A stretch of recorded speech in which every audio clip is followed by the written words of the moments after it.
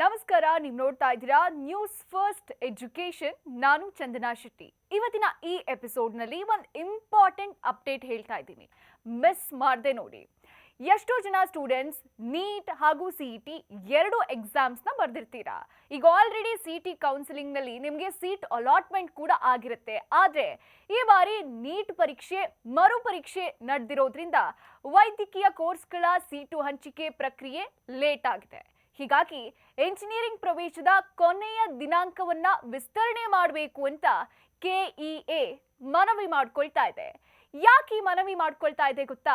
ಎಷ್ಟೋ ಜನ students neat ಹಾಗೂ ಸಿಇಟಿ ಎರಡನ್ನೂ ಬರೆದಿರ್ತಾರೆ. ಕೆಲವೊಂದು ಸ್ಟೂಡೆಂಟ್ಸ್ಗೆ ಆಲ್ರೆಡಿ ಇಂಜಿನಿಯರಿಂಗ್ ಸೀಟ್ ಅಲಾಟ್ ಆಗ್ಬಿಟ್ಟಿದೆ.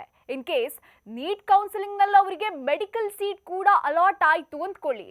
ಅಂಥ ವಿದ್ಯಾರ್ಥಿಗಳು ಏನ್ ಮಾಡ್ತಾರೆ ಗೊತ್ತಾ? ಸಿಕ್ಕಿರೋ ಇಂಜಿನಿಯರ್ ಸೀಟ್ಗಳನ್ನ ವಾಪಸ್ ಮಾಡ್ತಾರೆ.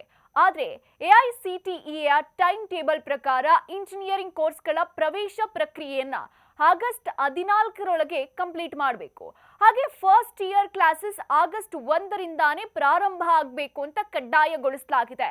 ಈಗ ನೀಟ್ ರಿ ಎಕ್ಸಾಮ್ ರಿಸಲ್ಟ್ ಪ್ರಕಟ ಆಗಿರೋ ಹಿನ್ನೆಲೆ ವೈದ್ಯಕೀಯ ಕೌನ್ಸಿಲಿಂಗ್ನ ಮೊದಲ ಸುತ್ತು ಪೂರ್ಣಗೊಳ್ಳುವವರೆಗೂ ಕೆಇಎ ವೇಟ್ ಮಾಡಬೇಕು. ಯಾಕಂದ್ರೆ ಮೊದಲ ಸುತ್ತಿನ ವೈದ್ಯಕೀಯ ಸೀಟು ಹಂಚಿಕೆಯ ಬಳಿಕ ಎಷ್ಟು ಇಂಜಿನಿಯರಿಂಗ್ ಸೀಟ್ಗಳು ವಾಪಸ್ ಆಗುತ್ತೆ ಅನ್ನೋದು ಮಾತ್ರ ಆಗ ಗೊತ್ತಾಗುತ್ತೆ.